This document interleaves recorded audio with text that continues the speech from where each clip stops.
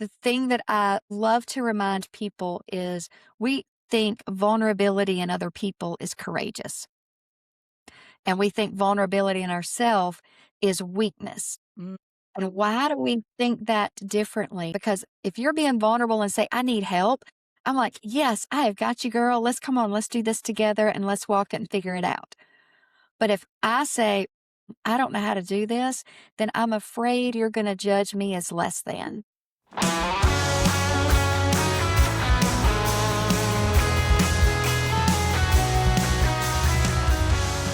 you ever feel like you've done all the internal work to be a great leader, but you're still carrying all the weight because your team won't step up and take ownership? Did you know that we have a free community of spirit-led leaders just like you, powerhouse men and women who are digging deep into these exact kingdom principles so they can lead with authentic authority? Head over to authenticvoiceleadership.com right now to join the conversation, connect with like-minded leaders, and grab all of the exclusive resources and goodies from today's expert. Today, we are talking with Sharon Justice, the founder of Justice Leadership. With over 40 years of experience on the people side of business, Sharon is an expert at helping managers turn high-level strategy into real-world teamwork. Today, she is sharing how to move from basic self-awareness to a true culture of team ownership, why being vulnerable is actually your biggest superpower, and how to stop chasing your people by setting crystal clear expectations. Sharon, welcome to the show. I'm so glad that you're here. I would love to hear about what brought you into the work of leadership and where has it brought you now? Oh, wow. Leslie, thanks for having me. I'm excited to be here with you today and to have just a fun conversation. How did I end up in leadership? It's been a 40-year journey. In college, after college, the work, the jobs that I have been privileged to participate in, I found myself on the people side of the business. I did not intend to go into work and focus on the human resources area of business, but I found early on in my career that's where I landed. I had a gift and a passion for working with people and equipping leaders to manage, lead, take care of their people over my career. And as I have gotten older and maybe a little, I don't know, wiser, or at least got a few more bumps and bruises and some experiences, I've come to recognize that whether you manage your own business and you're a team of one, you got to interact with people, or if you are managing thousands, you still have to interact with people. And being a leader is hard work. And I just want to be able to come alongside leaders and provide tools, resources, support, a listening ear as they walk along that journey, because you don't have to do things alone. And oftentimes, when you're in that first role, you think you should already know it. So that's not true. When you've been doing it for 40 years, you think you should already know it. And that's not true either, because every situation is different. So, I just love coming alongside on that journey. And I've been privileged to be able to do that in the work that I'm doing in consulting for the last 15 years. And I know we've talked about a little bit about the gap in leadership, and I would love to hear you talk about that because you have a resource for our audience that is going to help them find that. And I would love to hear you talk about that a little bit. So, the leadership gap is something that has evolved as I've worked with individuals and gained lots of experience in situations and scenarios. And so, the leadership gap scorecard allows us to look at the components of leadership. So, I use an acronym, CALG. It's clarity, alignment, leadership, growth, to help us figure out where are we on that circle. And it really is a circle. It's a puzzle piece. It's a process. It's not ever one and done. And so when you think about it, you either, as a leader, you are crystal clear, and yet you don't have the systems and processes in place to allow your people to perform. Maybe you're not crystal clear, but you think you are. And so that's where it breaks down. You may want your people to do more and you want them to take on more responsibility and be accountable or delegate, but it's just not working for whatever reason. And so that becomes the lead or the communicate part of the gap. And then ultimately, you're trying to grow your people and grow your business. Because otherwise, why are we here if we're not trying to grow and be better at what we're doing and provide better services? And so your gap shows up in one or more of those areas. And so that's what the tool that I have assesses where your primary gap is, because that's usually it's either a root cause or it's a symptom of what might be happening to keep you from being your very best self and leading your team in the most excellent way. So when I talk about a gap in the radiant leader, we talk about the gap between what's going on internally and what shows up in our expression. So when you talk about the gap, where are you starting from and where are you going and what does the gap mean for you? So we look at it really in a process and actions and behaviors. Yes, Mm. that what's going on in our head and our heart, there's at times a disconnect. But I talk about it this way, I know what I want to do and how I want to do it. But if I can't clearly communicate that, articulate it, and get the why out there to my team or my clients or my customer base to understand, then I'm not connecting the dots. And that is the emotional connection. So there's layers and components. I can't assess the emotional connection and the stories that are going on behind the scenes through, an assessment scorecard. That comes with conversations. But the assessment scorecard where you answer questions, those are on actions and behaviors. Do I know where my company is headed? Can I state where it's headed and can people repeat back exactly where it's headed? If if that is the same and everybody can do it, then you're clear. So we move on. Do they have job descriptions? Do they have roles and responsibilities? And are they performing those roles and responsibilities just like I want them to? If they can't, then that's where the gap is because something's missing in their performance, their understanding, and what I want them to do. So we work through it that way in concrete behaviors that leaders must exhibit in order to be excellent. And usually we can find one or two cracks or at least places where we can all be better because we're constantly juggling and we don't have it all together all the time. And it is an ebb and flow. Oh, I love that so much. It really is an ebb and flow. And so I would love you to talk a little bit more. You said earlier that let's not do this alone. Let's not be leaders alone. And we may be in a space right here and we think we should know something. And when we realize we don't, we can start to learn that thing. But how do we have grace for ourselves? And as we grow in our leadership abilities and as we find those disconnects, that grace that we sometimes don't give ourselves as leaders. What Right. do you have to say into that? I mean, there's so many layers to how we judge ourselves. Patrick Lencioni has written lots about this. We judge ourselves through what we see other people do, and we think, "Oh, I should be able to do that." And then we judge them on what we are able to do. They should be able to do that. Well, just think about that. I mean, we got all this stuff going on in our brain, but yet we're not talking about it and we're not recognizing that you are a different person than I am. You have different experiences than I do.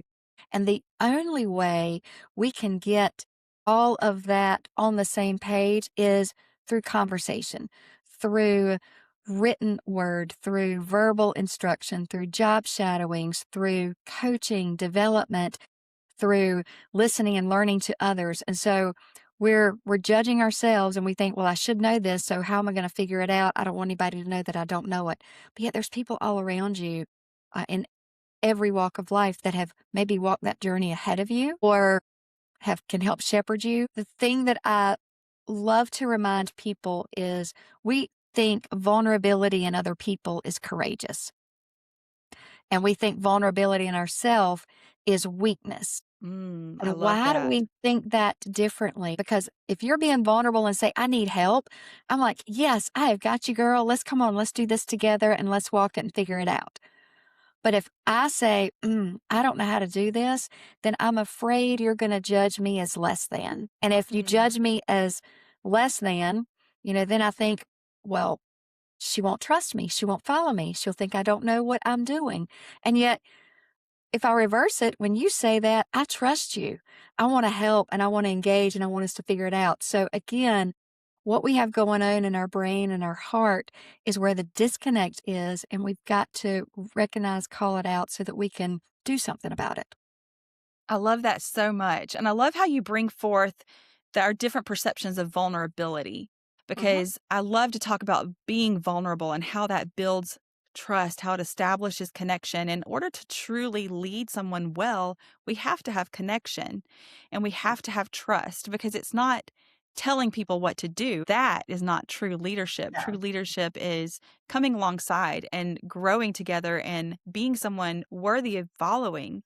And so I love how you bring forth the vulnerability.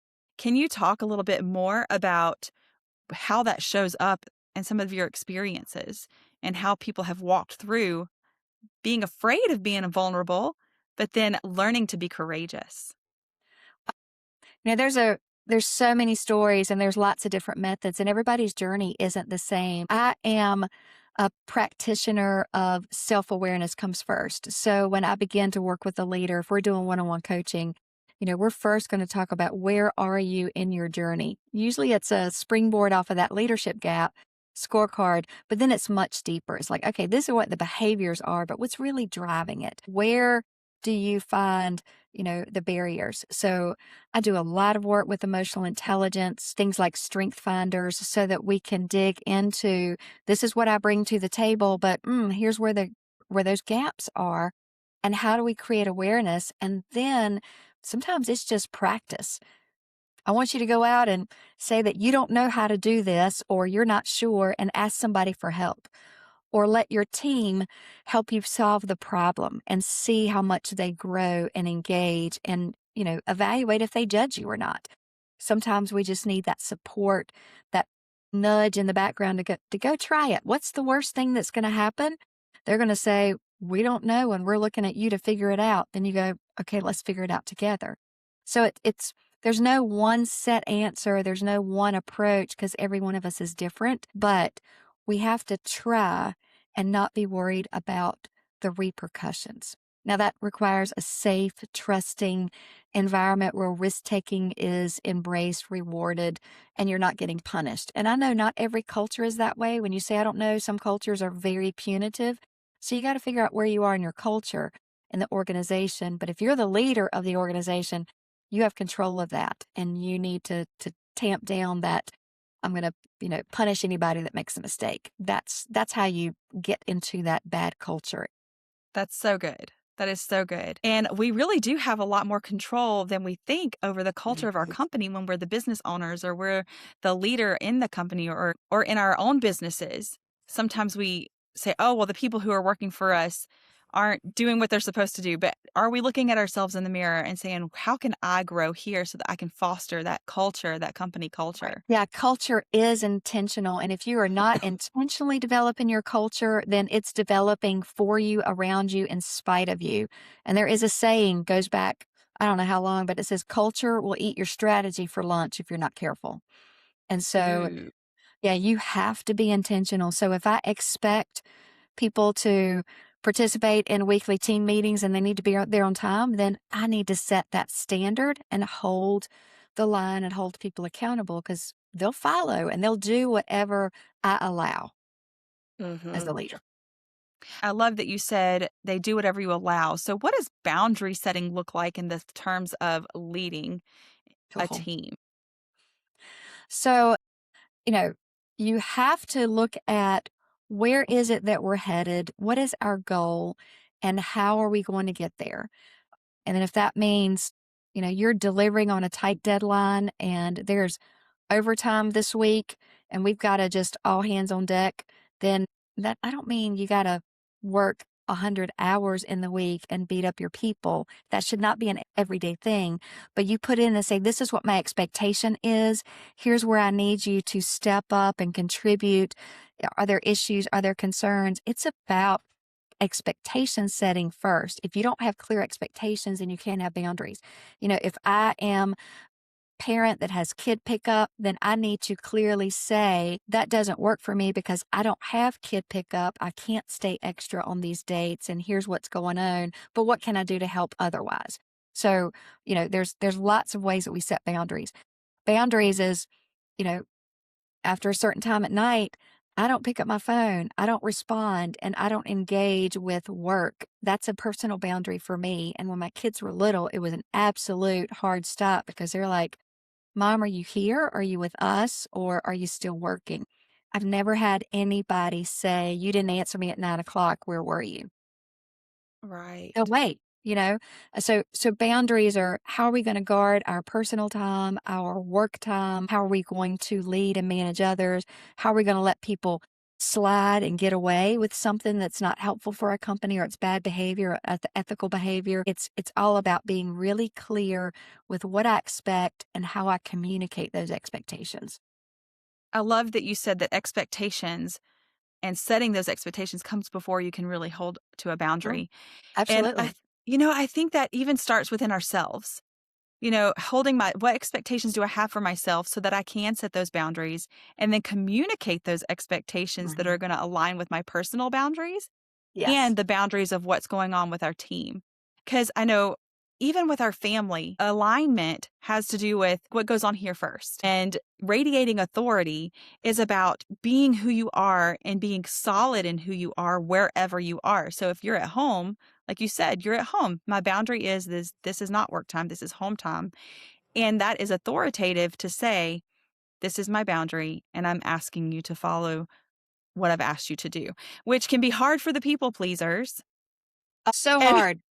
You don't wanna say no. You're afraid of hurting somebody or letting somebody down.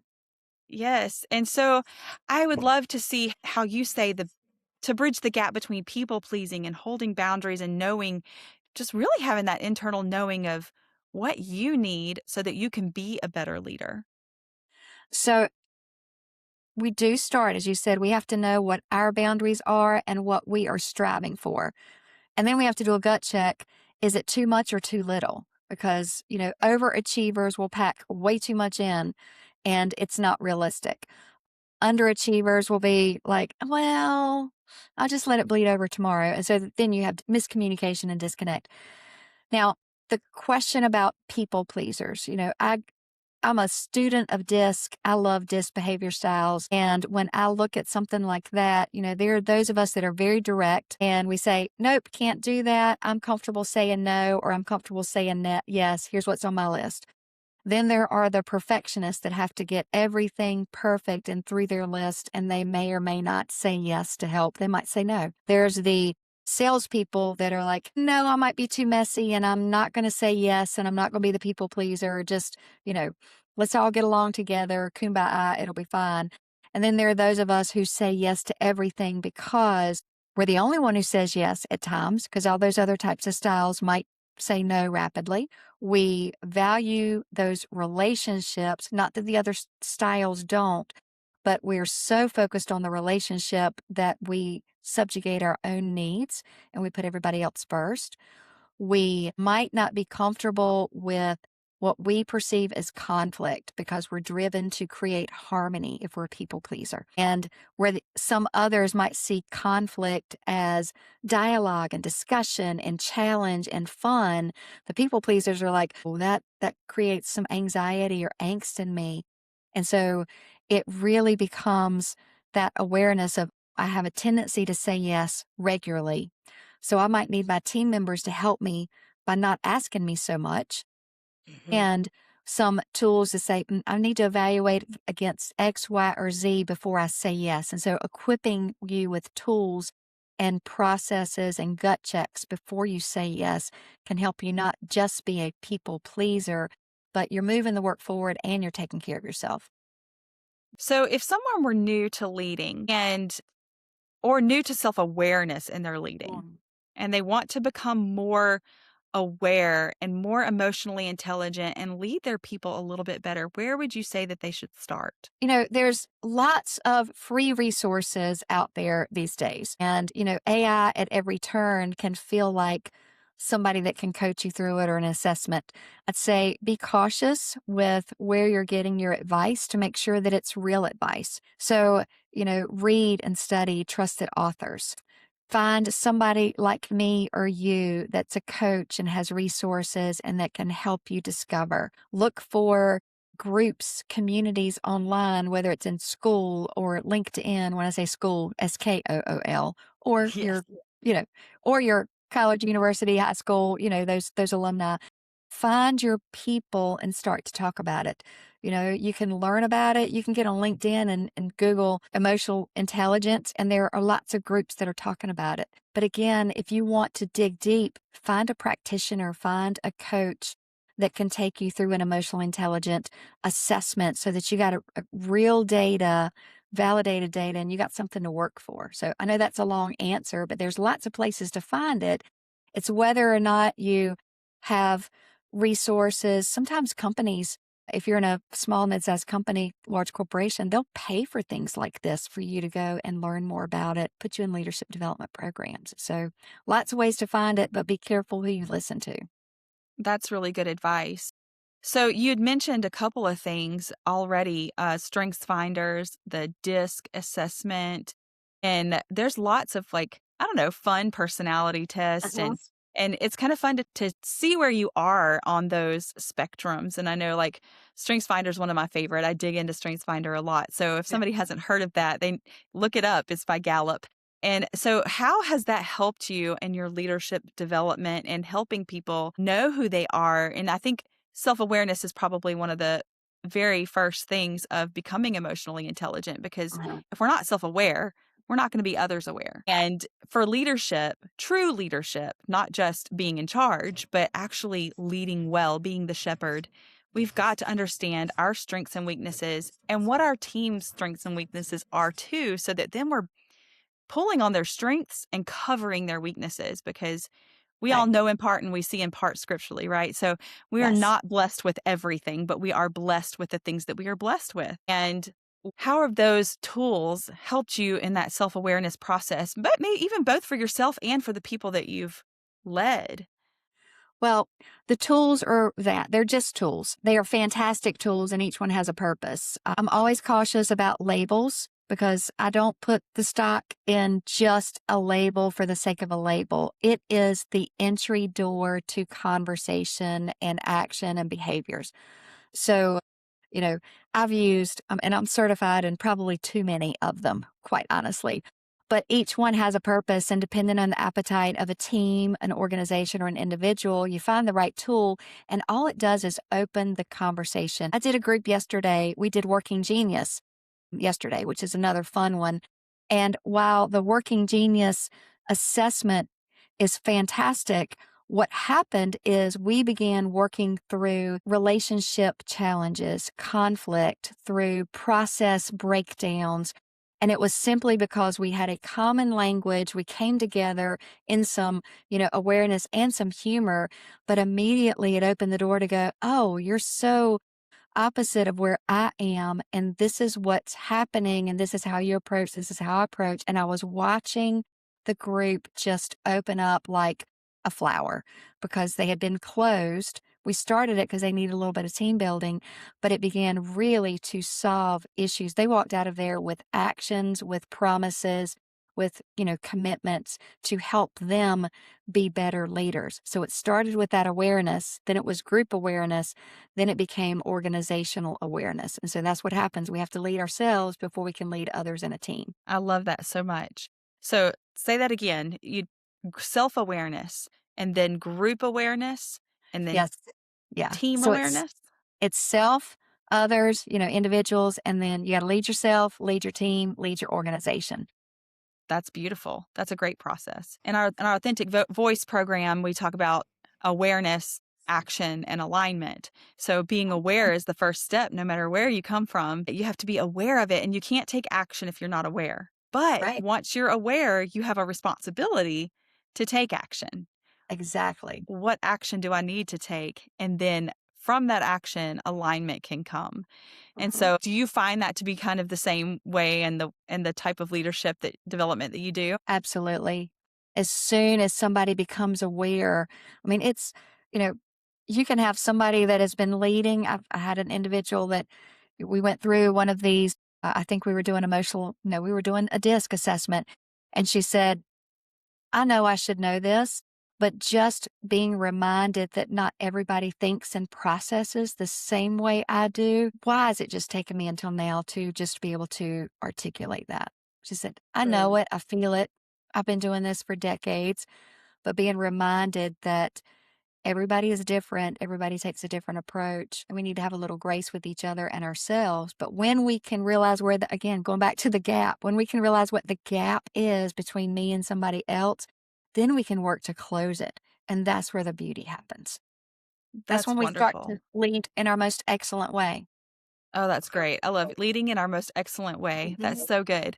Is there anything else that you want to bring forth and or any remarks that you have that can help people on their leadership journey when they're even thinking about self-awareness and taking those steps to be able to connect on a deeper level and be the kind of leader people want to follow? You know, I opened up and said, leading people is hard and it feels overwhelming at times. And so if you're a leader and you start to just wonder why everybody else is out to get you or why they're not doing what you want them to do or why things just aren't working, it feels really heavy.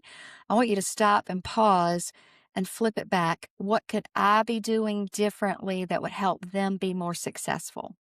Mm. What am I seeing in this situation that, what am I not seeing in this situation that's contributing to their lack of performance? What can I do to be more clear, more transparent? Because again, I said it earlier, I don't think we set out to irritate each other, but we do. I don't think we set out to not perform and do what we're supposed to do in the work that, the jobs that we have.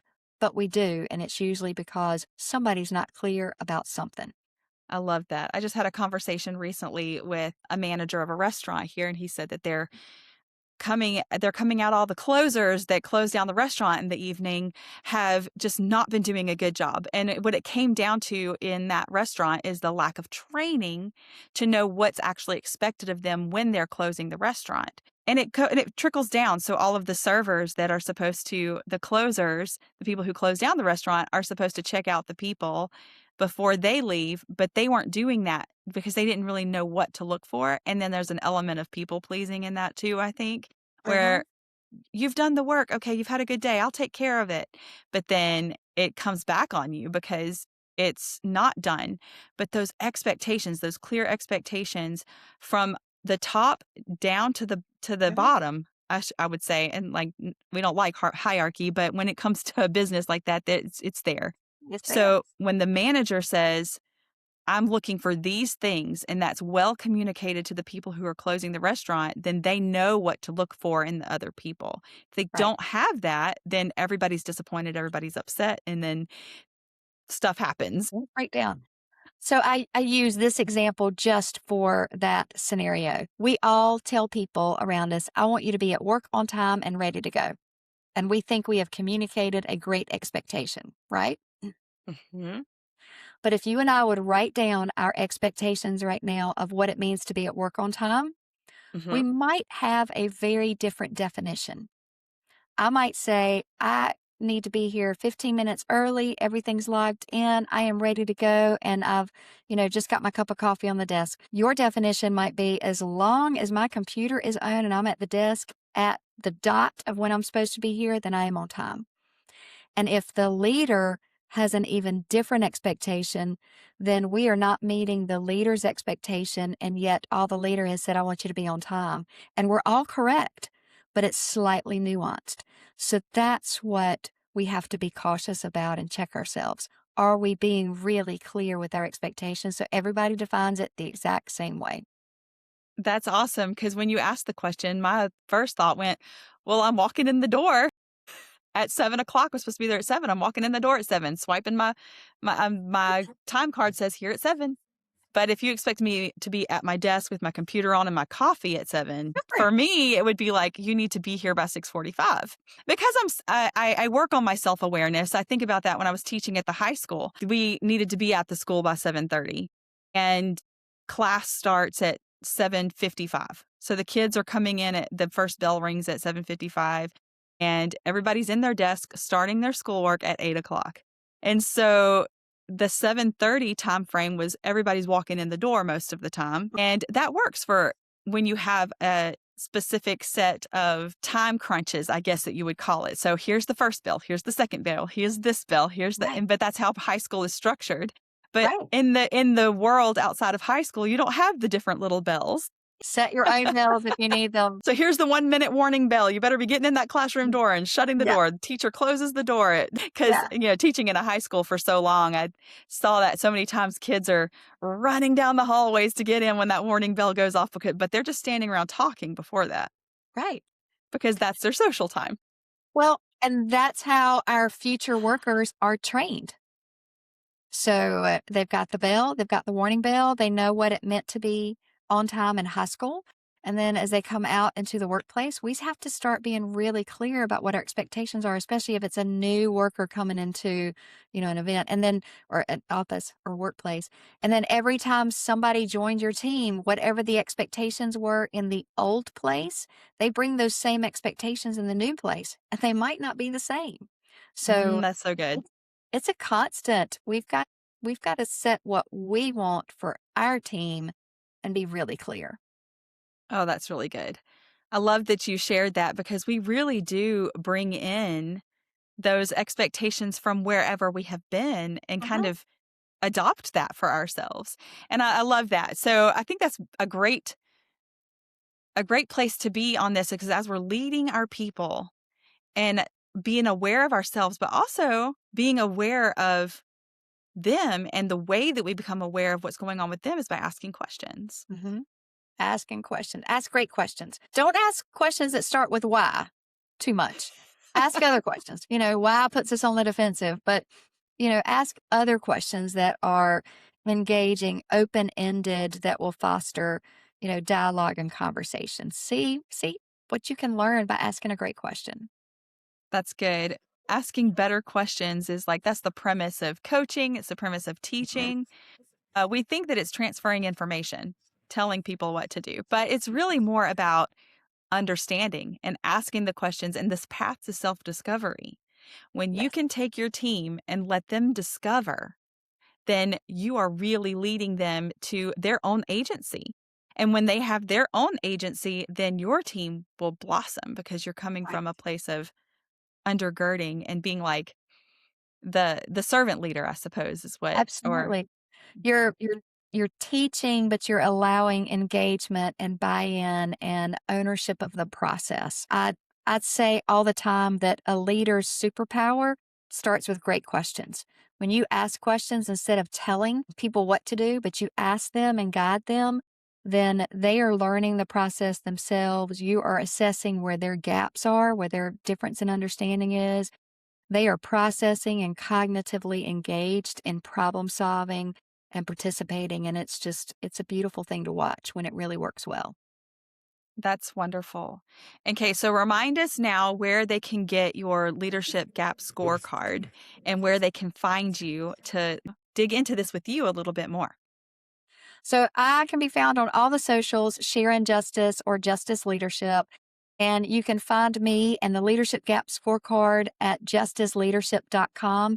There is a button right at the top that says, take the scorecard or discover. I put out tons of resources, a weekly newsletter, and I would love to just have people engage and find the freebies that are out there because I truly want people to be better leaders because I don't think it should have to be so hard. So you can find me again at justiceleadership.com.